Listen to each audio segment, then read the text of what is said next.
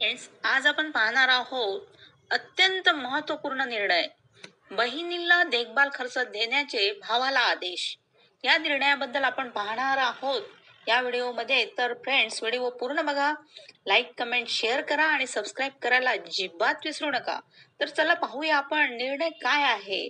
बहिणीला देखभाल खर्च देण्याचे भावाला कोणते आदेश देण्यात आलेले आहे तर पाहूया आपण. आता यामध्ये माननीय दंडाधिकारी न्यायालयात दाद मागणाऱ्या महिलेचे 1987 साली लग्न झाले आणि 1993 मध्ये पतीशी भांडण झाल्याने ती माहेरी राहायला आली. वडील हयात असेपर्यंत तिचा सांभाळ केला जात होता, चांगल्या रीतीने केला जात होता. मात्र वडिलांच्या मृत्यूनंतर तिचा भाऊ, पत्नी, मुलगा आणि सून यांच्याकडून छळ सुरू झाला. आता यामध्ये अर्जदारांचे म्हणणे असे आहे की भावाकडून होत असलेल्या छळवणुकीनंतर आपण हिंसाचाराची तक्रार दाखल केली. आता या तक्रारीनंतर भावाने घराबाहेर काढले. इतकेच काय तर स्वयंपाकघर आणि स्वच्छतागृहात जाण्यापासूनही रोखले. त्यामुळे इमारतीच्या टेरेसवर या बहिणीला राहण्याची वेळ आली. आता त्यामध्ये भावाचे म्हणणे काय आहे तर पाहूया.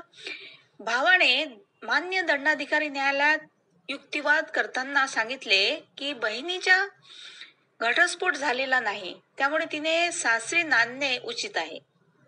तसेच राहते घर वडिलांचे नसून आपण स्वखर्चाने बांधले आहे, त्यामुळे हिस्सा मागण्याचा प्रश्न येत नाही.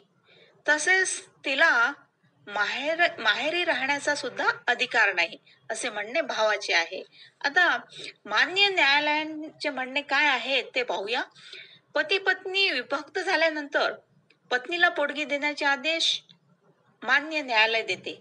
मात्र भावाने बहिणीला देखभाल खर्च देण्याचे आदेश मुंबई मान्य दंडाधिकारी न्यायालयाने दिले आहेत. आता लग्न झाले म्हणून काय झाले तर लग्न झाले म्हणून मुलीचे माहेरच्या कुटुंबियाशी असलेले संबंध तुटत नाहीत आणि वडिलांच्या संपत्तीवर तिचाही तेवढाच हक्क असतो तेवढा भावाचा असतो, असे स्पष्ट करत मान्य दंडाधिकारी न्यायालयाने माहेरी परतलेल्या बहिणीला दरमहा 8,000 रुपये देखभाल खर्च देण्याचे आदेश दिलेले आहेत. सो फ्रेंड्स, हा होता महत्वपूर्ण निर्णय. थँक्यू.